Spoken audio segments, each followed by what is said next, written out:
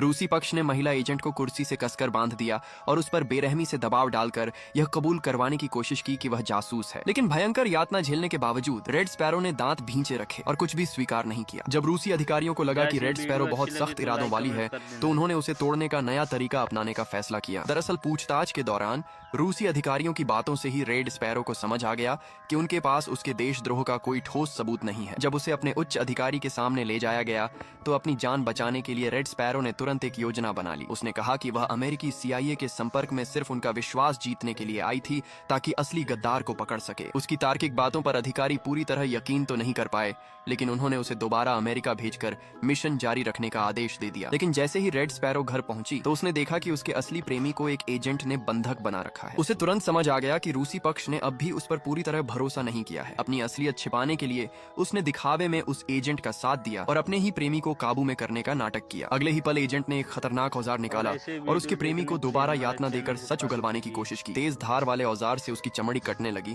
और वह दर्द से चीख उठा। रेड स्पैरो का दिल टूट रहा था, लेकिन वह चेहरे पर कोई भाव लाए बिना सब सहती रही। हत्यारे का भरोसा जीतने के लिए उसने खुद भी यातना देने का नाटक किया। जैसे ही हत्यारा बेखबर हुआ तभी रेड स्पैरो ने मौका पाकर उस पर अचानक हमला कर दिया। आखिरकार दोनों ने मिलकर उस हत्यारे को काबू कर लिया। अगले दिन निक रेड स्पैरो से मिलने आया। तब पता चला कि पिछली रात वाला हत्यारा उसी की ओर से लिया गया एक इम्तिहान था ताकि यह पक्का किया जा सके कि रेड स्पैरो सच में डबल एजेंट नहीं है। और यह सब कुछ दिन पहले ही शुरू हुआ था। रूसी खुफिया अधिकारी ने रेड स्पैरो को एक नया मिशन सौंपा था। उसे अमेरिकी एजेंट टॉम से रूस के अंदर मौजूद गद्दारों की सूची निकलवानी थी। लेकिन रेड स्पैरो अब इस डर और तनाव भरी जिंदगी से तंग आ चुकी थी, इसलिए उसने अपनी आजादी की योजना बनानी शुरू कर दी। वह खुद ही टॉम के करीब गई और धीरे धीरे उसके दिल में अपने लिए जगह बना ली। अमेरिका का शक दूर करने के लिए रेड स्पैरो ने अपनी ही रूममेट को फंसा दिया और उसकी जगह खुद CIA के अंदरूनी गद्दार से संपर्क करने वाली एजेंट बन गई। खुफिया जानकारी के लेन देन के दौरान उसने चुपचाप चाल बदल दी। उसने अमेरिकी राज्य सुरक्षित रखे और साथ ही CIA से ही उनके अंदर छिपे गद्दार को खत्म करवा दिया। मिशन असफल होने के बाद